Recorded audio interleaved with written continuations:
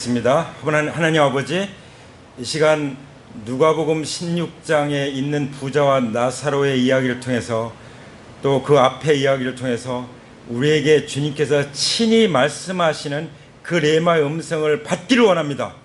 주님 성령님께서 기름 부으시고 인도하셔서 우리가 지난 삶을 되돌아볼 뿐만 아니라 앞으로의 삶을, 현재의 삶을 하나님 앞에 지극히 합당하게 온전한 마음으로 올바르게 살아갈 수 있도록 도와주시옵소서. 우리 주 예수님의 이름으로 감사하며 기도 올립니다. 아멘. 자, 우리가 지금 누가복음 16장을 함께 읽고 나누고 있는 중이죠. 누가복음 16장의 그 핵심적인 메시지가 뭘까요?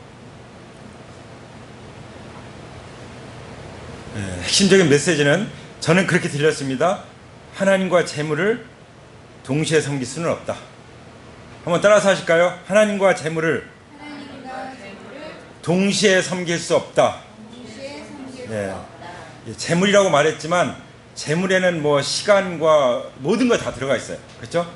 하나님과 그 어떤 것도 경쟁할 수 없다. 그 어떤 것도 하나님의 자리에 둘 수 없다. 그 말씀이죠? 하나님만 섬기든지 재물 섬기든지 둘 중에 하나지, 두 가지를 동시에, 두 분을 동시에, 둘을 동시에 섬길 수는 없다 하는 말씀이죠. 그 중에 이제 재물로 대표해서 말씀해 주셨어요.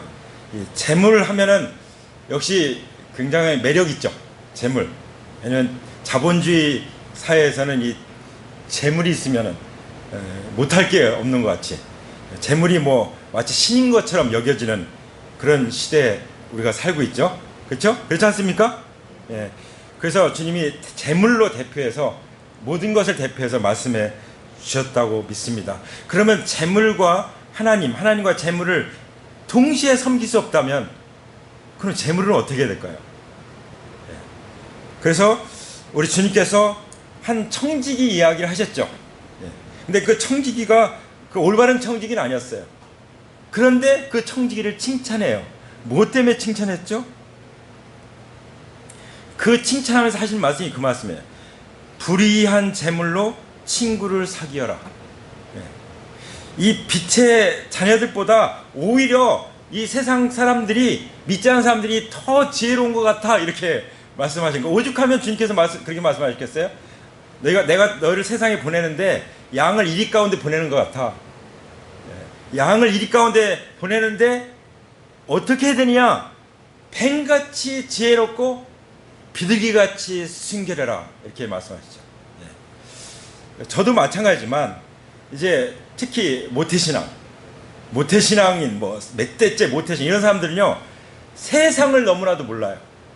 왜냐면 너무나도 온상에서 자랐기 때문에, 너무나도 영적인 것만 받고 자랐기 때문에 아주 영적인 영역에서는 아주 잘 무장되어 있는 사람들이 많이 있죠. 물론 그렇지 않은 사람도 있겠지만. 예. 그리고 이제 조금 젊어서 예수님을 영접한 사람들은 영적인 면에서는 적어도 제자로서 훈련받고 했다면 아주 정말 훌륭하게 자라갈 수 있죠. 근데 문제는 무엇입니까? 뱀같이 지혜로워야 되는 부분이 있다는 거죠. 예. 무엇을 위해서요? 불의한 재물로 친구를 사귀기 위해서, 영혼을 얻기 위해서, 사람들을 얻기 위해서, 이 관계를 세우기 위해서 이 재물을 사용하라고 말씀하시는 거예요. 우리가 먹고 마신 것 외에는 다 무엇을 위해 쓰라고요? 영혼들을 얻기 위해서, 사람들과 관계를 세워서 밥을 먹든지 선물하든지 만나든지 뭘 하든 여행을 가든지 해서 그 사람 얻어서 그 사람을 얻기 위해서 사귀라고 말씀하시는 것이죠.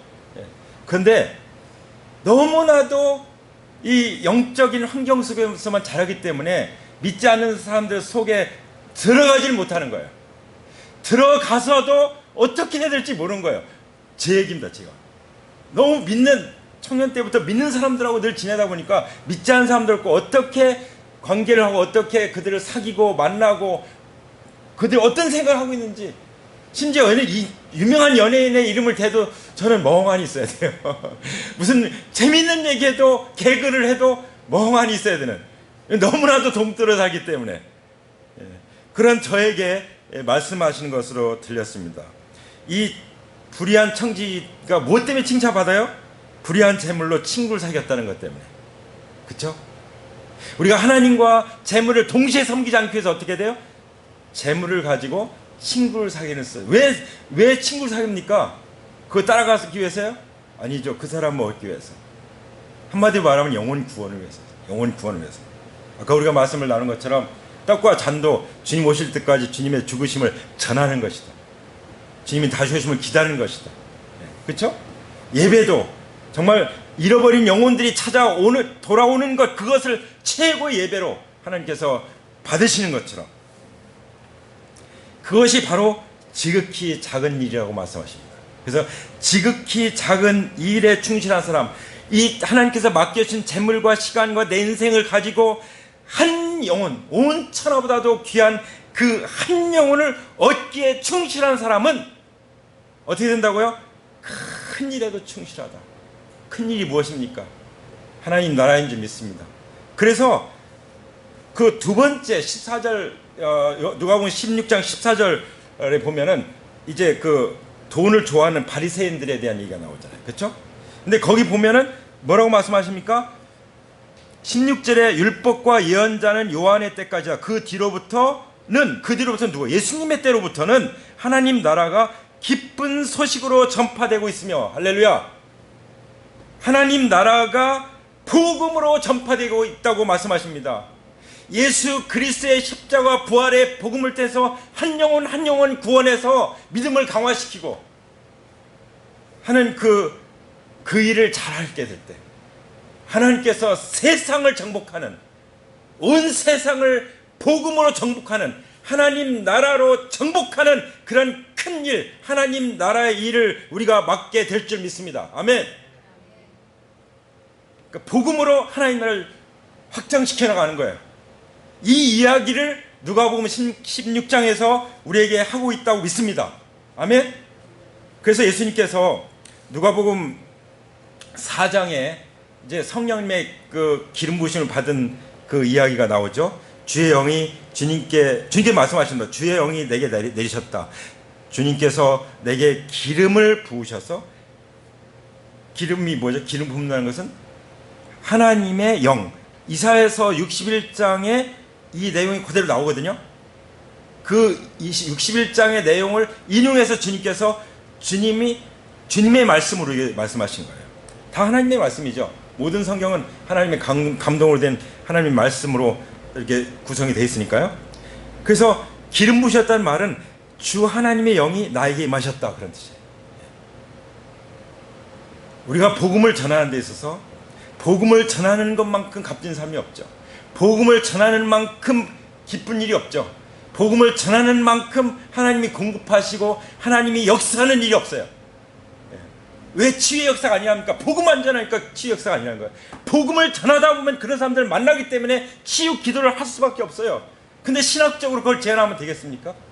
어떻게 복음을 전하게 성령님이 역사하시는데 그것을 누가 신학적으로 제안합니까? 신학자 하나님입니까? 신학이 하나님은 아니에요. 원래 올바른 신학은 하나님 말씀을 통해서 하나님을 잘 배워간다는 것이 신학이에요. 그게 올바른 신학이죠. 올바른 신학. 그래서 우리가 올바른 신학으로 무장해야 될 줄 믿습니다. 아멘. 자, 그래서 이제 성령님이 기름 부으셔서 권능으로 임하셔서 땅끝까지로 내 증인이 될 것이라고 말씀하셨어요. 이 선포하신 거예요. 할렐루야.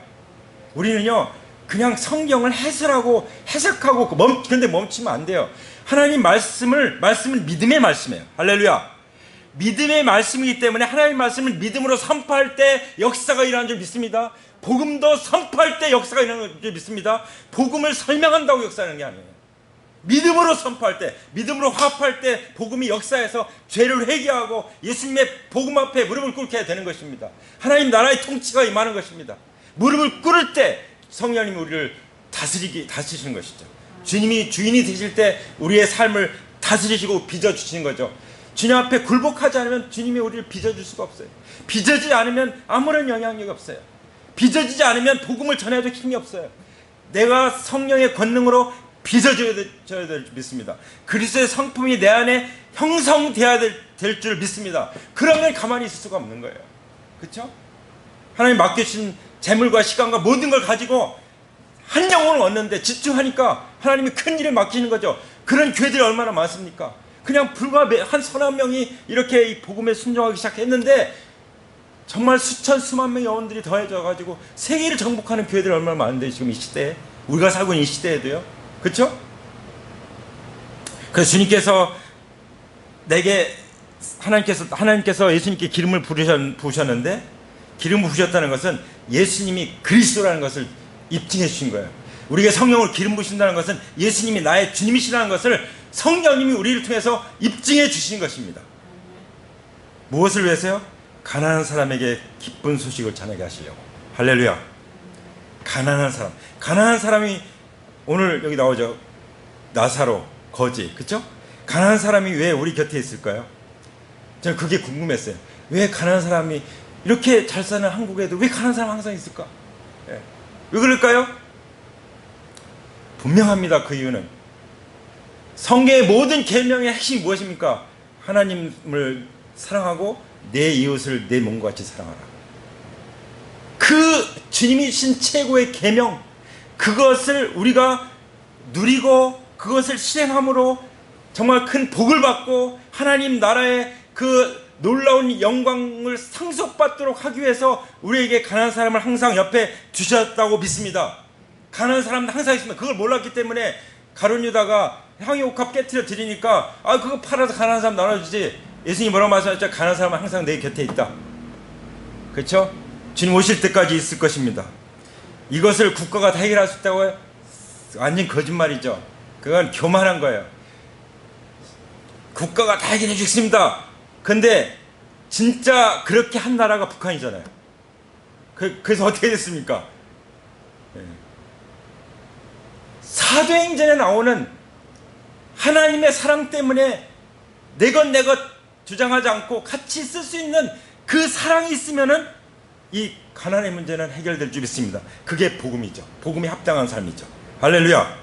그래서 가난한 사람에게 기쁜 소식을 전하게 하시려고 성령의 기름 부음을 부으셨다고 말씀하십니다.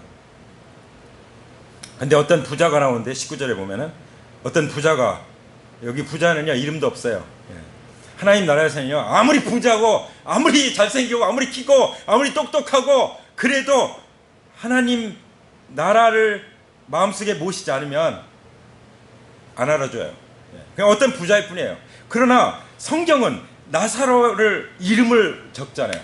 나사로라고 하는 거지. 이 세상에는 거지였지만 하나님 나라에서는 거지가 아니에요. 할렐루야. 예. 이 세상에서 어떤 부자는 어떻게 살았습니까? 자색 옷을 입고 고운 베옷을 입고 날마다 즐겁고 화롭게 살았다. 누릴 건 다 누렸어요. 누리지 말라는 것이 아닙니다. 예수님이 오신 것은 생명 얻고 더 풍성한 생명을 누리도록 하기 위해서 오셨다고 말씀하셨죠. 그렇죠? 근데 자기가 신이 되고 자기가 주인 돼서 자기가 하나님처럼 누리라는 뜻이 아니죠. 그렇죠? 하나님께서 청지기로서 맡겨주신 거죠. 오늘 그 말씀의 연속선상에서 부자와 나사로 얘기를 말씀하신 것이 아니겠습니까? 이 나사로는 어떻게 살았습니까? 가난할 뿐만 아니라 먹을 것도 없을 뿐만 아니라 이 몸도 건강하지 않았어요. 그 개들이 와서 그 피를 핥죠. 고름 피 이런 걸 핥죠. 네. 그렇지만 거지가 살아갈 수 있는 것은 그 부자의 상에서 떨어지는 부스러기. 네. 그래서 구약에도 보면은 그 농작물 재배할 때 추수할 때 다 베지 말아라. 싹쓸이 다 가져가지 말아라. 남겨놔라. 그래야 나그네들이 그거라도 먹고 살 거 아니냐. 하나님은 항상 온 인류를 보살피신 하나님이에요. 그 하나님의 눈으로 봐야만 되는 거예요. 나에게 많이 하나님 맡기셨다면 봐야 되는 것입니다. 나에게 맡긴 거지 그게 내 거가 아니잖아요. 그렇죠? 그런데 만약에 내 건 것처럼 살다가는 이 어떤 부자처럼 되는 거죠. 진정으로 예수님 만난 사람들 그렇게 살 수가 없다는 거죠. 진정으로 구원받은 사람들은 진짜 부자예요. 진짜 부자는 뭐죠? 자기가 맡겨준 것을 얼마가 되든지 어려운 사람들, 복음을 위해서 필요한 것, 선교사들의 교회를 위해서 끊임없이 베푸는, 오늘 아침에도 어느 분이 계좌번호 보내주세요. 예. 여기 그냥 그 지난번에 밥 사주셨던 분, 예. 그냥 복음이 전해진 게 너무 귀해서 그냥 드리고 싶은 거예요. 그 마음이 그리스도의 마음이 아닙니까? 그게 진정한 청직이요, 진정한 하나님 나라의 부자인 줄 믿습니다. 아멘. 문제는 둘 다 죽는다는 거예요. 거지도 죽었고 부자도 죽었죠. 한 번 죽는 것은 사람에게 정하신 거예요. 그 후에는 심판이 있으니 정신 바짝 차려야 돼요. 한 번 죽는 거 끝나지 않는다는 거죠. 많은 사람들이 죽으면 끝난다고 생각하는데 성경은 말씀하십니다. 그 후에는 심판이 있으니. 뭐 가지고 심판하죠? 네가 주인이냐 하나님이 주인이냐, 그거 가지고 심판, 다른 거 없어요. 그렇죠? 그거에서 모든 삶이 나타나니까요. 죄의 삭은 사망이요, 죄값 때문에 죽을 수밖에 없어요. 죄인이 아니면 영원히 살겠죠. 모든 사람이 죽는다는 것은 모든 사람이 죄인이라는 것을 확증해 주는 거죠. 그러면서 회개하지 않는다는 말도 안 되잖아요. 그렇죠? 항상 양면을 말씀하십니다. 어떤 부자가 나오면 아브라함 품에 안긴 나사로 거지 이야기가 나오죠. 여기도 보면은, 성경에 보면은 로마서 6장 24절, 죄의 삭은 사망이지만 하나님의 은사, 하나님의 은혜는 그리스도 예수 안에 있는, 우리 주 안에 있는 영생이니라. 할렐루야. 영원한 형벌이 있는가 하면 영원한 생명인 줄 믿습니다. 아멘. 그래서 부자가 죽어가지고 어디로 갔어요? 지옥 고통 속에 들어갔어요. 거지 나사로는 어디로 갔죠? 아브라함 품에 안겼죠. 천국과 지옥 딱 구분되죠. 두 길과 두 운명이 어디서 결정됩니까? 이 땅에서 누가 주인이냐가 딱 결정하는 것입니다. 우리는 누가 주인입니까? 하나님 맡겨주신 인생에 있어서, 재물에 있어서, 시간에 있어서, 탤런트, 이 재능에 있어서 누가 주인입니까? 반드시 주님께서 그 결과에 대해서 우리에게 어떻게 일어날 것인지 보여주고 있는 것입니다. 아멘. 그래서 부자가 고통을 당하다 딱 보니까 아브라함 품속에 나사로가 있는 거예요. 얼마나 기가 막히겠어요. 네. 자기 집에서 상에서 떨어지는 부스러기, 우리는 부스러기라는 단어에 마음을 둬야 됩니다. 우리의 부스러기로 말미암아 사람들이 먹고 살고 복음으로 나올 수 있다는 것을 기억해야 돼요. 부스러기, 이 부스러기가 얼마나 중요한지. 근데 부자가 들어간 곳이 어떤 곳이에요? 지옥 고통 속이시죠? 마태복음 18장에 보면은 지옥 불에 던져진다고 말씀하셨습니다. 마가복음 9장 43절에 보면은 지옥은 꺼지지 않는 불이라고 말씀하셨습니다.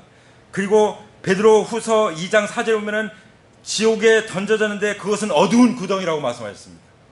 이 불이 얼마나 뜨거운지 그냥 깜깜한 거예요. 네.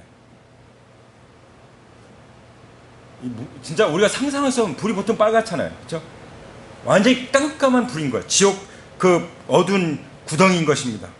근데 그때가 언제 오는 거죠?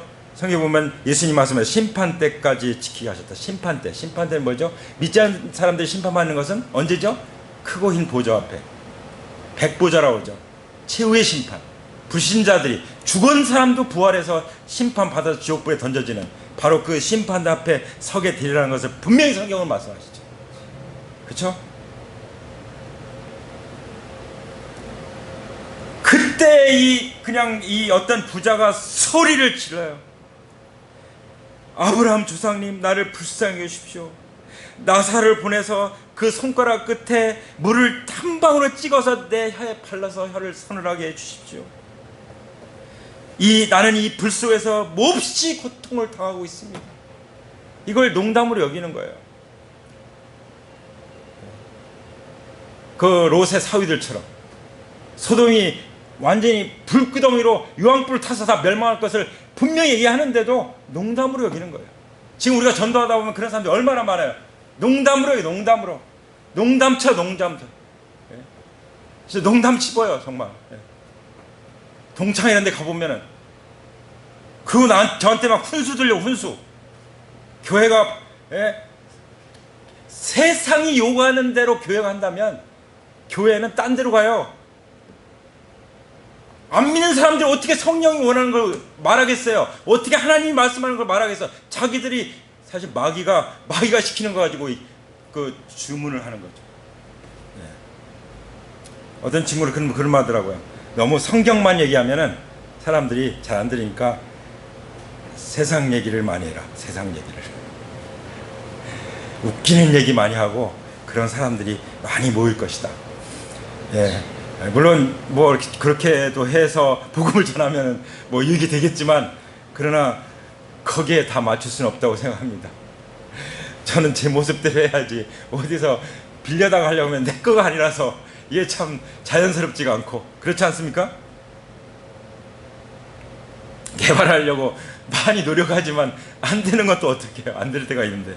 자, 어쨌든 하나님 말씀은 똑부러지게 전해야 될 거 아니에요? 그렇지 않습니까? 아멘. 그때 아브라함이 말합니다. 얘야 되돌아 보아라. 부스러기라고 하는 이 단어에 우리가 꽂혔었죠. 이제 우리가 꽂혀야 될 단어는 되돌아 보아라라는 말씀이라고 생각이 듭니다. 우리의 믿음의 조상 아브라함을 통해서 주신 말씀. 되돌아 보아라. 얘야 되돌아 보아라. 지금까지 어떻게 살았느냐? 지금 누구 보고 하는 얘기예요? 어떤 부자한테. 불의한 청지기도 그보단 낫다. 재물 가지고 친구를 얻는데. 그러니까 우리 믿는 사람들이 너무 영적인 데만 치중하니까 균형이 없어가지고 그야말로 사람을 얻는 지혜가 부족해요. 어떤 사람은 저의 영적인 아버지께서 늙어서 참 사회성이 많이 떨어져. 우리는 사회성이 많이 떨어져. 사회성. 그래서 사회성을 어떻게 보여주셨죠? 예수님이 성육신. 하나님인데 사람이 되신 거예요. 그 예수님의 지혜, 사람을 얻기 위해서 사람의 몸으로 오시는데 죄인의 모양으로 오신 거예요.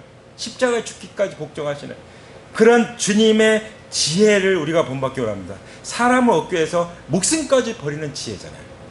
그 사랑이고, 사랑이 지혜인 줄 믿습니다. 그래서 많이 배우지 않았어도 우리 부모님들은 자식들을 키우는 지혜가 있어요. 지혜가. 그렇죠?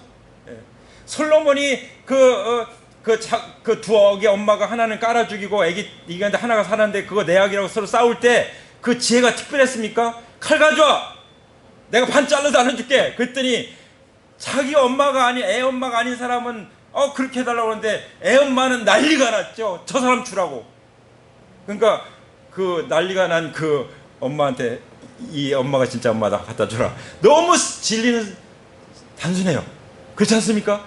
하나님이 이미 모든 창조한 세계 우리 인간 속에도 다 집어넣어 주신 줄 믿습니다. 아멘. 우리가 그 지혜로 돌아봐야 될 줄 믿습니다. 내 삶을 어떻게 살았는지, 내가 살아있는 동안에 그때 가서 내가 살았는데 그거 한 푼 더 아낀다고, 그거 한 푼 은행 통장에 넣는다고 이따가 그냥 다 놓고 죽었구나. 그것 때문에 자식들은 싸움이 날 수도 있고. 여러분 유대인들 학살할 때 유대인들을 이제 돈 주고 사가지고 구출해낸 신들러 있잖아요. 신들러 리스트. 그때 그랬잖아요. 이 반지 이거 하나 팔았으면 10명은 더 구했을 텐데, 이 차 하나 팔았으면 더 많은 사람을 구했을 텐데, 그러면서 후회하는 그 내용이 그 긴 영화 속에 마지막에 나오잖아요. 그렇죠? 영혼을 위해서 정말 초를 다투어야 되는 상황이 아닙니까? 어떤 분은 그런 얘기 하더라고요. 늘 복음을 전하는 분인데 잠자리 딱 들어가는데 그 주유소가 딱 보이는 거예요. 생각해보니까 그 주유원이 이제 주유원한테 복음을 전하겠다는 생각이 드는 거죠.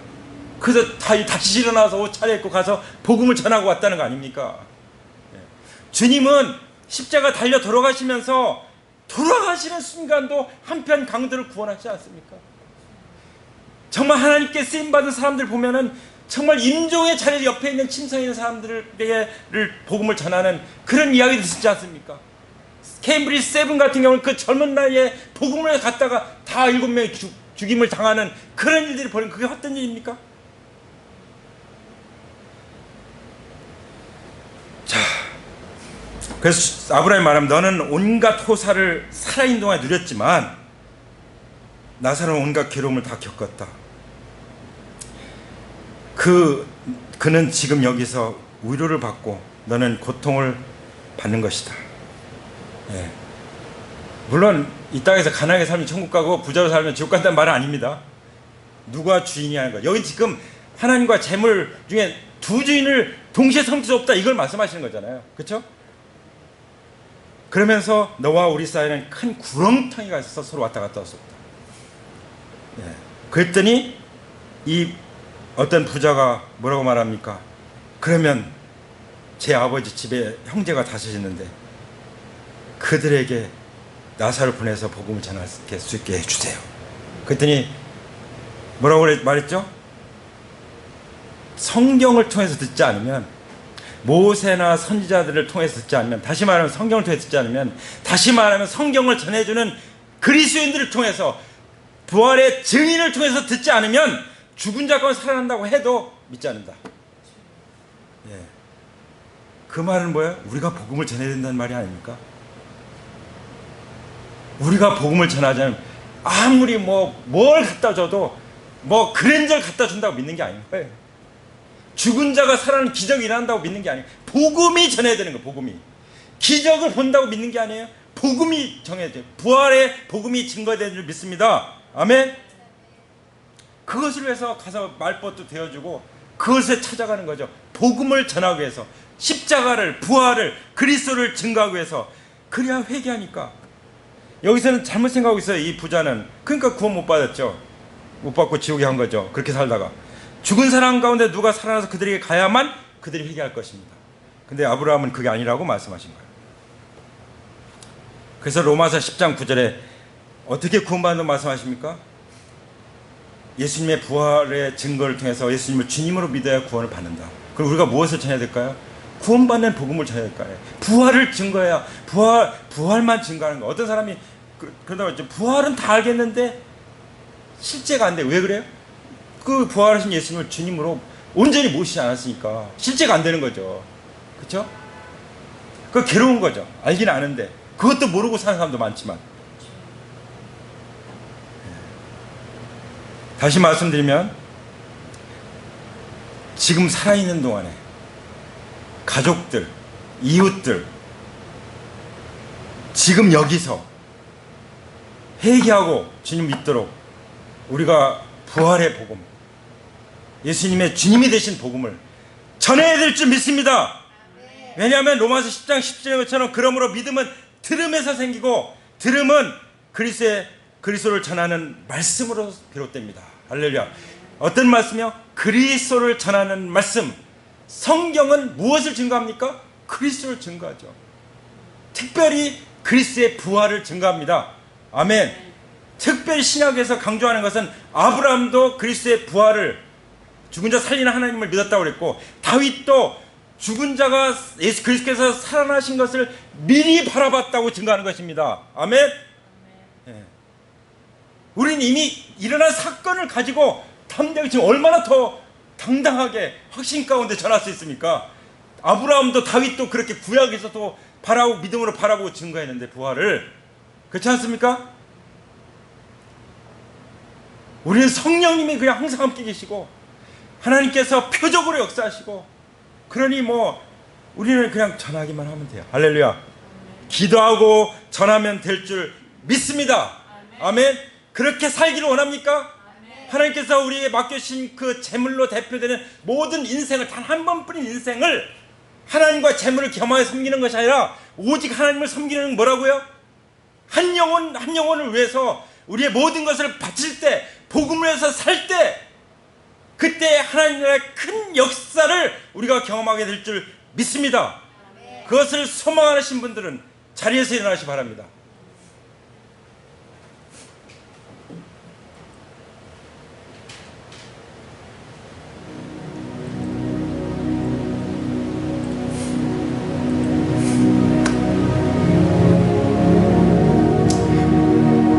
모세가 호렙산에서 주님을 만날 때 주님이 말씀하셨습니다. 내 신을 벗어라. 우리는 자주 신을 벗어야 될 줄 믿습니다. 불편하시더라도 신을 벗고 오른쪽으로 한 발짝 옮겨서, 주님, 이제 다시는 제가 두 주인을 섬기지 않겠습니다. 하나님을 섬기든지 재물을 섬기든지 내가 주인 되 살든지 하나님 부활하신 예수님을 주님을 살든지 시간 결단합니다. 부활하신 예수님만이 나의 주님, 나의 하나님이십니다. 제 마음속에 다시 한번 확실히 모셔드립니다. 제 안에 들어오십시오. 그렇게 정말 맨발로 서서 주님 앞에 우리의 마음과 우리의 모든 진정한 고백을 주님 앞에 올려드리기 원합니다.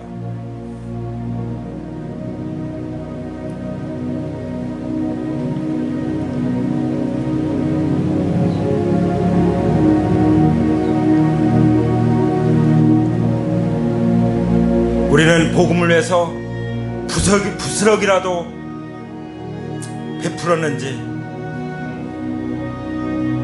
부스러기가 아니라 모든 것을 주와 복음을 해서 주님 앞에 바칩니다. 주님 받아주시옵소서. 가장 소중한 것은 우리 영혼과 몸이 아닙니까? 주님이 맡겨주신 것, 이것을 주님 앞에 맡겨드립니다.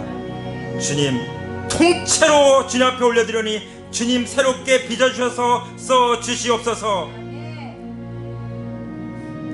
죽은 다음에는 다 소용없습니다. 살아있는 동안에 얘야, 아브라함이 말씀하신 대로 듣기를 원합니다. 얘야, 되돌아보아라. 내가 살아있을 동안에 어떻게 살았느냐? 너 자신만을 위해서 온갖 호사를 다 누렸느냐? 아브라함이 우리에게 충고합니다. 이 음성을 듣기 원합니다. 비록 복음을 위해서 온갖 괴로움을 다 겪는다고 할지라도, 내 몸을 불살라 내어 준다고 할지라도 한 영혼을 구원하기 위해서 주와 복음을 위해서 하겠습니다.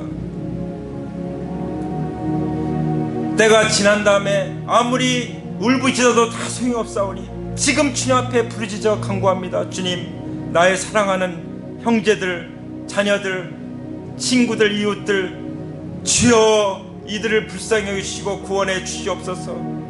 아버지, 이미 우리를 보내주셨사오니 우리가 성경 말씀을 가지고 성령의 권능으로 성경이 증거하는 그리스도를 증거하도록 용기를 주시옵소서. 용기를 주시옵소서. 지금 여기서 주님의 말씀을 듣고 있사오니 지금 내가 살아있는 동안에 이 땅에서 여기서 그들에게 복음을 전할 수 있도록 우리의 입을 벌릴 수 있는 용기를 주시옵소서. 제가 구원받은 것처럼 그들이 구원받기 위해서 예수님을 주님으로 믿고 입으로 고백하여 하겠사오니 죽은 자 가운데서 살아나신 예수 그리스도를 담대하게 증거할 수 있도록 우리를 사용하여 주시옵소서. 그리스도를 전하는 말씀을 통해서만 그들이 믿음을 가질 수 있사오니 그리스도를 증거하는 이 말씀에 사로잡혀 증거하게 될 때 이 말씀이 세력을 더 얻게 될 줄 믿습니다. 아버지, 우리가 무엇을 하든지, 라이브 클래스 하든지 데스티니 하든지 컨퍼런스 하든지 예배를 드리든지 성찬을 하든지 찬양하든지 그 모든 것이 온 천하도 귀한 한 영혼을 구원하기 위한 것이라는 것을 잊지 않게 하여 주시옵소서. 우리가 영혼 구원해서 복음을 전할 때 주님이 말씀하신 대로 가서 제자 삼으라는 이 말씀에 순종하는 것이 되는 줄 믿습니다. 아버지, 우리 인생의 목적은 가서 제자 삼는 것, 주님이 마지막으로 분부하신 그것이고 그럴 때 세상 끝날까지 항상 함께 하시겠다고 말씀해 주사오니 우리가 정말 주님이 함께 하시는 그 삶을, 그 살아있는 삶을 날마다 살아갈 수 있도록 도와주시옵소서. 그것이 우리의 기쁨이며 우리의 즐거움이며 우리가 신나는 삶이며 우리가 정말 가장 값진 삶을 사는 것이라는 것을 믿습니다. 이것을 방해하는 어떤 세력도 예수 그리스도의 이름으로 떠나갈지어다. 이것을 반대하는 어떤 부정적인 세력도 예수님의 이름으로 끊어지고 떠나갈지어다. 우리의 생각 속에 순간순간 심어주는 이 부정적인 생각들 끊어질지어다. 예수님의 이름으로 거부하노라. 오직 성령부터 오는 말씀만 받아들입니다. 오직 믿음으로 말하겠습니다. 믿음으로 생각하고 믿음으로 선포하겠습니다. 이것이 성령의 생각이요 성령이 행하시는 일이기 때문입니다. 우리가 이렇게 지극히 작은 일에 충성하게 될 때 하나님께서 하나님 나라의 큰 일을 우리에게 맡기실 것을 믿습니다. 우리가 번성하게 될 줄 믿습니다. 세상을 정복하게 될 것을 믿습니다. 이 세상을 다스리게 될 것을 믿습니다. 이미 모든 걸 우리에게 주셨으니 주님 감사하며 찬양합니다. 주님 경배합니다. 주님 영광 받으시옵소서. 할렐루야. 할렐루야. 할렐루야. 아멘. 이제는 우리 주 예수 그리스도의 은혜와 아버지 하나님의 사랑과 성령님의 교통하심이 두 주인을 섬겼던 죄를 회개하고 오직 부활하신 예수 그리스도만을 나의 주 나의 하나님 모시고 살아가고자 결단하는 하나님의 귀한 자녀들 외에 이제로부터 영원토록 함께 하시기를 죽은 자 가운데서 부활하신 예수 그리스도의 이름으로 간절히 축원합니다. 아멘. 간절히 축원합니다. 아멘. 간절히 축원합니다. 아멘. 할렐루야. 하나님께 영광 돌립니다.